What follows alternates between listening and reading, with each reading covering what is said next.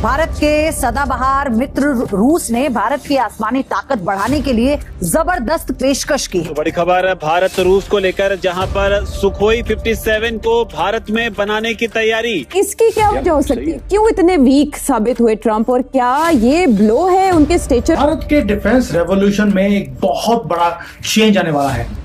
Sukhoi 57 की बात हो रही है, जिसके अंदर हमें प्रोडक्शन दी जा रही है भारत के अंदर पुतिन की तरफ से, प्लस उसके एक्सपोर्ट के राइट्स भी दिए जा रहे हैं। इंपॉर्टेंट डेवलपमेंट ये हुई है कि रशिया ने इंडिया को Su-57 की जॉइंट प्रोडक्शन की ऑफर कर दी है।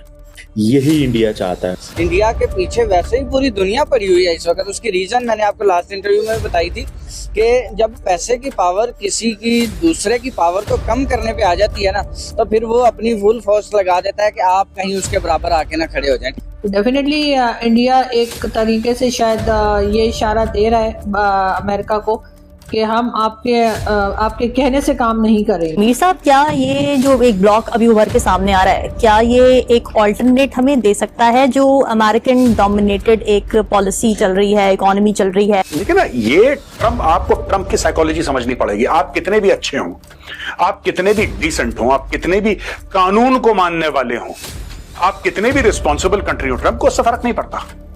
ट्रम्प को चाहिए उस टाइप का लीडर जो ट्रम्प के मुंह पे उंगली डाल के ऐसे बोल दे कि बेटा निकल यहां से। ट्रम्प उसकी इज्जत करता है। यही काम पुतिन ने। अमेरिका अपनी फुल फोर्स लगा रहा है कि इंडिया जो है वो तीसरे नंबर पे ना आए। ठीक है, उसकी रीजन क्या है कि इंडिया आज तीसरे नंबर पे पहुंचेगा जर्मनी और जापान को हराते हुए। कल को वो अमेरिका को आंख दिखाएगा। ठीक है, वो कहेगा मैं नंबर 1 बनना है। ठीक है, इंडिया 2027 में नंबर 3 पे पहुंच जाता है, वो टारगेट सेट कर लेगा 35 में हमने नंबर 1 बनना है। तब अमेरिका के पास कुछ नहीं होगा करने के लिए। क्यों? एक ऑलरेडी एक स्टैब्लिश पावर जो होगी वो इंडिया के पास मौजूद होगी और वो मोमेंटम मौजूद होगा कि पुतिन भारत में आने वाले हैं। और ये सारी जो 3 न्यूज दी आपको मैंने, प्लेन की, मिसाइल की और हमारा जो रडार सिस्टम है, तीनों इंटरकनेक्टेड डेवलपमेंट्स हैं। मोदी जी की नजर जो है वो हमेशा एक चीज पे नहीं होती, पूरा इकोसिस्टम की होती है। और भारत ने मास्टर कर लिया है इस पूरी स्ट्रेटेजी को कि किस तरह से हर चीज को नजर में रखकर उसको इंप्लीमेंट करना है। आप सोच सकते थे 10 साल पहले, 5 साल पहले कि भारत एक डिफेंस मैन्युफैक्चरिंग का सुपर पावर बनेगा, जबकि हमारी ऑटोनॉमी हमारे पास है। किसी के नीचे लगकर हम काम नहीं कर रहे हो, भिखारियों की तरह नहीं है, पाकिस्तान की तरह कभी चाइना के नीचे भीख मांगते हैं, कभी वो अमेरिका के। तो मैं बाकी गंदी लैंग्वेज यूज करने वाला था नहीं करूंगा, क्योंकि आपको मालूम ही है ये कैसे लोग हैं। अब आते हैं सुखोई 57 के ऊपर। सबसे पहले दोस्तों, सुखोई 57 की बात हो रही थी। अब ये लेटेस्ट मॉडल जो स्टेल्थ फाइटर प्लेन है, वो पुतिन जब दिसंबर में आएंगे उस वक्त एक डिप्लोमेटिक थिएटर क्रिएट किया जाएगा, जबकि हमारे पास ऑलरेडी इसकी फिजिबिलिटी रिपोर्ट बननी शुरू हो गई। और रशिया और भारत के टर्म्स तो हमेशा से वैसे हमने देखा है कि अच्छे ही रहे। हालांकि अमेरिका की तरफ से कई तरह की बातें की गई और कई बार भारत को रोकने की कोशिश भी की गई, लेकिन भारत की तरफ से एक बार फिर हमने देखा कि एक काफी पॉजिटिव किस्म का रिस्पांस जो है वो गया है। और अब रशियन प्रेसिडेंट जो है उनका कहना ये है कि जी वो भारत के साथ अपने टर्म्स को और आगे की तरफ लेके जाना चाहते हैं। और ना सिर्फ ये, बल्कि उन्होंने ये भी कहा है कि मोदी जी की कई पॉलिसीज ऐसी हैं जिससे कि रशियन प्रेसिडेंट ने बहुत तारीफ की है। और उन्होंने कहा है कि वो उनको बहुत कुछ चीजें जो है वो उनसे वो सीखने की कोशिश भी कर रहे हैं। और साथ साथ उन्होंने ये भी कहा है कि जी भारत में वो इन्वेस्टमेंट करना चाहेंगे, क्योंकि रशिया चाहता है कि इंडिया के साथ डिफेंस टाइज बढ़ें। अमेरिका अपनी टेक्नोलॉजी शेयर नहीं करना चाहता। डोनाल्ड ट्रंप चाहते हैं कि नरेंद्र मोदी वेपन्स खरीदे, लेकिन क्वेश्चन ये है कि क्या अमेरिकन मिलिट्री इस पे मानेगी?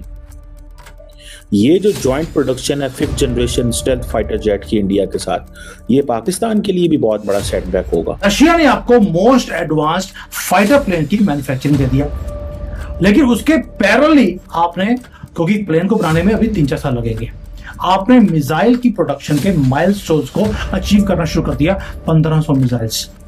साथ में आपने इंडिजिनस रेडार टेक्नोलॉजी बना ली जो कि वर्ल्ड क्लास कैपेबिलिटी को भी बीट करती है। क्या ये सारा कुछ कोइंसिडेंस है कि प्लेन आ रहा है, उधर से मिसाइल बन गया और उधर से रेडार सिस्टम तैयार है? ये स्ट्रेटेजिक कन्वर्जेंस है, जहां पर आप डिजाइन से लेकर मैन्युफैक्चरिंग तक और उसके आगे कहां पे बेचना है, आपने पहले ही अपने आप को पोजीशन किया हुआ है। अपने आप को कि मैन्युफैक्चरिंग हब अब हमें हथियारों में बनना है। हमारी जो ऑटोनॉमी है वो हमारे हाथ में है, ना हम चाइनीज के इन्फ्लुएंस में है, ना वेस्ट के, ना किसी और के। और ये सुखोई 57 की डील है, ये हमें एक मैन्युफैक्चरिंग एक्सपर्टाइज भी बनाई देगी ताकि हमारा अपना जो चीजें हैं उसको भी हम एक्सपोर्ट कर सकते हैं पैकेज में। अगर अकेला मिसाइल बेचने जाएंगे शायद हो सकता ना बिके, अकेला रडार सिस्टम ना बिके, लेकिन अगर plane, missile and radar system तीनों को इकट्ठा पैकेज करके बेचते हैं, आप समझ सकते हैं ये जो हम अस्त्र शस्त्र की पूजा करते हैं आजकल, वो क्यों करते हैं?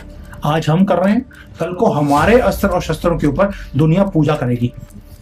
ये है हमारा फ्यूचर। इंडिया का जो मेन टारगेट है वो है defence export, main target defence export है। इस चीज को देखते हुए वो समझते हैं कि अगर हम ये डिफेंस एक्सपोर्ट कर सकेंगे तो हमें तो बहुत फायदा है। अमेरिकन के साथ उनको डिसएडवांटेज ये है कि अगर वो ले भी लेते हैं, फॉर एग्जांपल वो ये फैसला भी कर लें कि हाँ जी हम अमेरिका से F-35 ले रहे हैं, प्रॉब्लम ये है कि वो जो गारंटीज मांगते हैं अमेरिकन, ना तो वो टेक्नोलॉजी ट्रांसफ़र करते हैं, ना वो जॉइंट प्रोडक्शन करते हैं, ना वो किसी और मुल्क को जाने देते हैं। ब्रह्मोस और बाकी जो इंडिया ने जो मिसाइल बनाए, इंडिया ने पहले दिया फिलीपाइंस को, अब $450 मिलियन की डील हो गई इंडोनेशिया के साथ, and then Vietnam is third in the line. कि आप देखें ना, ट्वीट के अंदर, स्टेटमेंट के अंदर लिखा क्या हुआ कि अगर इंडिया को डीवैल्यू करना है, डाउन करना है, तब उसको तोड़ दो। ठीक है, यानी अगर इंडिया इसी तरह रहता है तो इंडिया के पास वो पावर मौजूद है कि वो जो है वो डीवैल्यू नहीं होगा, आपसे इंडिया की जो ग्रोथ है उसको आप कंट्रोल नहीं कर सकते। ठीक है, तो मेरे ख्याल कहीं ना कहीं एक वो इकोनॉमिस्ट है, उसको नजर भी आ रहा है कि इंडिया की इकोनॉमी अगर खत्म करनी है तो फिर उसका कोई ना कोई पार्ट उससे अलग करना पड़ेगा, ताकि इंडिया की जो एक थिंक टैंक की पावर है वो वहाँ पे मतलब कन्वर्ट हो, और उसके बाद आप जो है वो मतलब दुनिया के अंदर बाकी दूसरी साइड से प्रेशर बने। अब आ जाए ट्रम्प के ऊपर। ट्रम्प ने आपने देखा होगा पिछले तकरीबन कोई 6-7 माह से मेरे ख्याल वो इस तरह से कोई ना कोई हरकत कर रहा था कि चाइना अपनी फुल पावर के अंदर मौजूद है, लेकिन उसके बावजूद उसने ये कहा कि मतलब हमने डार्कर चाइना को जो है वो इंडिया दे दिया है, और 24 घंटे भी उस बयान को नहीं गुजरे। ठीक है, और आपने देखा ट्रम्प फिर आकर कह रहा है कि चाइना में क्या अमेरिका इंडिया भाई भाई।